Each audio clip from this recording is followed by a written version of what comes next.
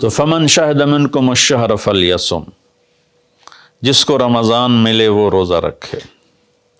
تو روزہ تو انشاءاللہ رکھیں گے، لیکن میں تھوڑی سی ایک گزارش کروں گا کہ جسم کی صحت کے لیے اپنی غذا پہ کنٹرول کریں۔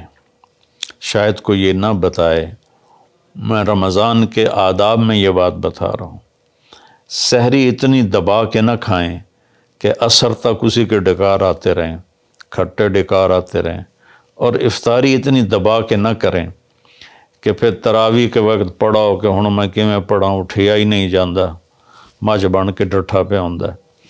تو سحری کھائیں اتنی کہ بس عام معمول کا پیٹ بھر جائے، کچھ حصہ خالی ہو، اور آپ کو دوپہر سے بھوک لگنی شروع ہو جائے۔ جب آپ کو دوپہر سے بھوک لگنی شروع ہوگی تو آگے 6-7 گھنٹے کا سفر ہے، اس میں پوری مشین خالی چلے گی، تو جتنے گندے مادے اور فاسد مادے جمع ہوتے ہیں وہ سارے جل جاتے ہیں۔ اچھا، رمضان کے دونوں طرف معنی آتے ہیں، وہ میں بتاتا ہوں، ابھی میں جسمانی بتا رہا ہوں۔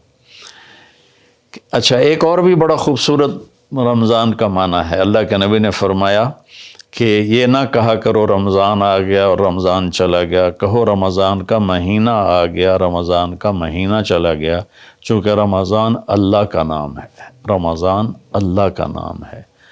اللہ اس میں اپنے بندوں کے گناہوں کو جلا دیتا ہے، تو اس لیے یہ تفسیر رازی کی روایت بیان کر رہا ہوں، اس کی صحت اور ضعف کے بارے میں مجھے نہیں پتہ۔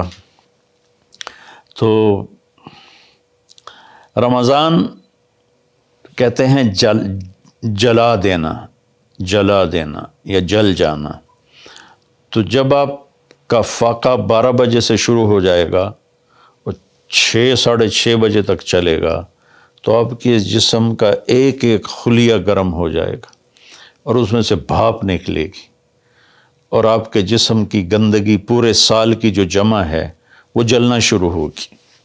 پھر آپ افطاری جب کریں تو سنبھل کے کریں، ٹھنڈا برف سے بھرا ہوا پانی اور روح افزا اور جام شیریں اور دودھ سوڈا، اور اس میں برف کے اتنے بڑے بڑے ڈلے ڈال کے جب آپ پیتے ہیں تو سارے دن کے روزے کا جسمانی فائدہ فوت ہو جاتا ہے، ختم ہو جاتا ہے۔ سنبھل کے پانی پئیں اور روم ٹمپریچر کا پانی پئیں۔ اس وقت معدہ گرم ہوتا ہے، اس میں ٹھنڈی بلا ڈالنا، اور پھر آپ اس پر دوسرا ظلم یہ کرتے ہیں کہ اتنا ٹھنڈا پینے کے ساتھ گرم گرم سموسے کھاتے ہیں، گرم گرم پکوڑے کھاتے ہیں، اور کئی ماشاءاللہ ساتھ وہ پیس کو بھی ملاتے ہیں، کوئی چانپیں ملاتے ہیں، کوئی پیس ملاتے ہیں۔ یہ افطاری ہوتی ہے اور پھر کھانا اس کے بعد ہوتا ہے۔ تو سادہ پانی سے روزہ افطار کریں اور مغرب کی نماز کے بعد ہلکا پھلکا کھانا لیں، اور پھر تراویح کا انتظار کریں، تراویح پڑھیں، اور اس کے بعد جس کا ذوق ہے ٹھنڈا پانی پینے کا وہ ٹھنڈا پی لے، گرم کا ذوق ہے گرم پی لے، لیکن برائے مہربانی کئی چیزوں کا، اب میں ایک آپ کو مثال دیتا ہوں۔ یہ ہماری گاڑیاں ہیں معمولی سی، تو ہم اس میں دیکھتے ہیں کہ اچھا پیٹرول کہاں ملتا ہے۔ جس پیٹرول پمپ کا پتہ چلے کہ پیٹرول اچھا نہیں، ہم سزوکی والا بھی آگے چلا جاتا ہے کہ ویکھو چنگا پیٹرول کتھوں لبدا ہے، اور جن کے پاس مہنگی گاڑیاں وہ ہائی آکٹین ڈلواتے ہیں، جو پیٹرول کی سب سے اچھی قسم ہوتی ہے۔ تو ہم اپنی ایک چھوٹی سی گاڑی، چند لاکھ یا چند کروڑ کی گاڑی کو اچھا پیٹرول دینے کے لیے کئی کلومیٹر سفر کرتے ہیں کہ وہاں کا پیٹرول پمپ اچھا ہے، اور یہ جو گاڑی ہے جس کی آنکھ کا یہ ابرو کا یہ جو پپوٹے کا بال ہے، یہ اگر گر جائے تو ساری دنیا مل کے نہیں دے سکتی۔ ایک ناخن اگر گر جائے تو پوری دنیا مل کے وہ ناخن نہیں دے سکتی۔ کون چاہتا میں گنجا ہو جاؤں؟ اور ایک بال گرتا ہے تو پوری دنیا کی طاقت مل کر وہ بال واپس نہیں لا سکتے. تو اس کو ہم گندی سے گندی چیزیں کھلاتے ہیں، کچوریاں کھا رہے ہوتے ہیں، قتلمے کھا رہے ہوتے ہیں کہ افطاری ہو رہی ہے. تو اللہ کے واسطے ٹویوٹا گاڑی میں صاف پیٹرول ڈلواتے ہو اور اس خوبصورت گاڑی میں گند بھر دیتے ہو، سموسے اور پکوڑے اور دودھ سوڈا اور جام شیریں اور روح افزا اور 7 اپ اور ٹھنڈے پانی، سکنجبین، اور اس کے اوپر پھر مرغے کے پیس اور چانپوں کے پیس، اور ابھی کھانا بعد میں کھانا ہوتا ہے. تو مہربانی کریں اپنے جسم کی صفائی کریں، اعتدال سے کھائیں. افطاری بھی اتنی کھائیں کہ آپ کی بھوک باقی ہو. تو آپ آرام سے تراویحیں پڑھ لیں گے. تو تراویح پڑھیں، پھر اس کے بعد آپ آرام کریں، جلدی سے سو جائیں.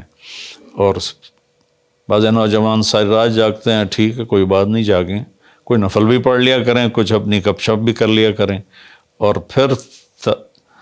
پھر سحری ایسی کھائیں کہ اب اس میں پراٹھے پک رہے ہوتے ہیں اور ہر گھر سے پراٹھوں کی خوشبو آ رہی ہوتی ہے. تو پھر پراٹھوں کا بوجھ اپنے اوپر نہ ڈالیں، سادہ روٹی کھا لیں، سادہ سالن کھا لیں. تو پورے مہینے میں آپ کے پوری باڈی کی اوورالنگ ہو جائے گی. یہ تو جسمانی فائدہ ہو گیا. روحانی لحاظ سے کیا ہے؟ شہر رمضان، رمضان جل جانا، جلا دینا، رمضان کا مہینہ.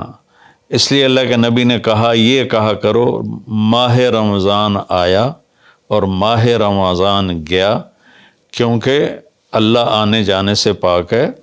تو اللہ کا نام رمضان ہے. یہ امام راضی کی روایت ہے. تو یہ نہ بھی ہو تو رمضان میں جلنے کا مطلب کیوں ہے؟ اسی مہینے کے ساتھ کیوں ہے کہ ہر روزے کے ساتھ اللہ اس کے گناہ معاف کرتا ہے، اس کے گناہوں کو جلاتا ہے، اس کی بھوک کی آگ میں جلاتا ہے، جلاتا ہے، جلاتا ہے. آخری روزے اللہ تعالیٰ کیا کرتے ہیں کہ اس کے سارے گناہوں کو جلا کے راکھ کر دیتے ہیں اور اپنی رحمت. اچھا، رمضان کا مطلب بارش بھی ہے. جو سبحان، عربی بھی عجیب زبان ہے. رمضان کا مطلب بارش بھی ہے. رمضان کا مطلب اگر رمضا مصدر ہو، رمضا، تو یہ بارش کا مطلب ہے. رمضا ہو تو یہ جلانے کا مطلب ہے. سبحان اللہ، کہ رمضان ایسا مہینہ ہے کہ اس میں ایسی رحمت کی بارش ہوتی ہے، سارے گناہ دھل جاتے ہیں. رمضان ایسا مہینہ ہے کہ اس میں ایسی اللہ کی رحمت متوجہ ہوتی ہے کہ سارے گناہ جل کے راکھ ہو جاتے ہیں، ہوا میں اڑا دیے جاتے ہیں راکھ کی طرح. تو یہ تب ہوگا جب ہمارا پورا جسم روزہ رکھے، ہماری آنکھیں روزہ رکھیں، ہمارے کان روزہ رکھیں، ہماری زبان روزہ رکھے، ہمارے ہاتھ روزہ رکھیں، ہمارے پاؤں، ہمارا دل، دماغ روزہ رکھے. تو پھر یہ روزہ، یہ رمضان بنے گا اور ہمارے گناہوں کو جلا دے گا یا دھو دے گا. اور اس میں خاص طور پر اللہ کے نبی نے فرمایا کہ شراب پینے والا توبہ کر لے، چونکہ شرابی کی بخشش نہیں ہوتی رمضان میں. ایک ہوتا ہے دلیر ہو کے پینا، کوئی نہیں، کچھ نہیں ہوندا، اللہ بڑا غفور و رحیم ہے، یہ تو سارے پکڑے جائیں گے. ایک آدمی میرے پاس آیا، وہ کہنے لگا جی مجھے شراب کی عادت ہے، چھٹتی نہیں، کئی دفعہ چھوڑی ہے، پھر نہیں چھوٹتی. اور پھر جو وہ دھاڑیں مار کے رویا، اتنا رویا کہ میں بھی غمگین ہو گیا اس کے رونے کو دیکھ کر. اس کا معاملہ اور ہے. تو اس پر اللہ کی رحمت نازل ہو جائے گی، چونکہ جو توبہ کرتا رہتا ہے پھر اس سے ٹوٹ جاتی ہے. وہ دن میں 70 دفعہ بھی توڑے گا اور توبہ کرے گا تو اللہ کے ساتھ دوستی باقی رہے گی. تو ایک شرابی ہے تو اللہ کے واسطے چھوڑ دے. ماں باپ کو دکھ، عق الوالدین، ماں باپ کی نافرمانی نہیں فرمایا، ماں باپ کو پرزے کر دینا. نافرمانی تھوڑی بہت ہر بچے سے ہو جاتی ہے، لیکن ایسی نافرمانی کہ ماں باپ کا دل ٹکڑے ٹکڑے ہو جائے، اس کو کہتے ہیں عقوق الوالدین، عاق لوالدیہ. جو ماں باپ کے دل کو ٹکڑے ٹکڑے کر دے اس کی بھی بخشش نہیں ہوتی۔ تو مشاحن جو دل میں کینہ پال کے رکھتا ہو کسی کے لیے اور بغض رکھتا ہو کسی کے لیے، نفرت رکھتا ہو کسی کے لیے، حسد رکھتا ہو کسی کے لیے، ایک اس دل پر اللہ کی رحمت کی نظر نہیں پڑتی۔ اور ایک قاطع الرحم جو رشتہ داروں سے لڑتا ہو، رشتہ داروں سے ماتھا جو مارتا ہو، کبھی سینگ پھنسائے ہیں، کبھی اس کے ساتھ کبھی اس کے ساتھ، خونی رشتوں میں جو غلط سلوک اختیار کرتا ہے، ایک اس کی خاص طور پہ بخشش نہیں ہوتی۔ تو باقی اللہ کا دریائے رحمت ہے، جو بھی توبہ کرے گا، مشرک بھی توبہ کرے گا معاف، سود خور توبہ کرے گا معاف، چور توبہ کرے، ڈاکو توبہ کرے، زانی توبہ کرے، قاتل توبہ کرے، شرابی توبہ کرے، ماں باپ کا نافرمان توبہ کرے، اور رشتہ داروں سے لڑنے والا توبہ کرے، نفرت رکھنے والا توبہ کرے، اور سود پہ کام کرنے والا توبہ کرے، سود کھانے والا توبہ کرے، سب معاف ہو جائے گا، سب معاف ہو جائے گا۔ اور اللہ سے مانگیں کہ اللہ تعالیٰ اس میں ہماری جسمانی صحت بھی بحال کر دے اور روحانی صحت بھی بحال کر دے اور ہمارے گناہوں کو معاف کر دے۔ السلام علیکم ورحمۃ اللہ وبرکاتہ۔ غریب کا سال بھر کا روزہ مل کر افطار کروائیں۔ اس رمضان مولانا طارق جمیل فاؤنڈیشن لا رہی ہے تقسیم رحمت رمضان راشن پروگرام۔ تقریباً 3000 مستحقین کے گھر راشن پہنچانے میں ہمارا ساتھ دیں۔ صرف 4200 روپے میں آپ بھی کسی کی مسکراہٹ کا سبب بن سکتے ہیں، تو جلدی کیجیے۔ مولانا طارق جمیل فاؤنڈیشن، اکاؤنٹ نمبر 127101044100786، میزان بینک، تلمبا برانچ۔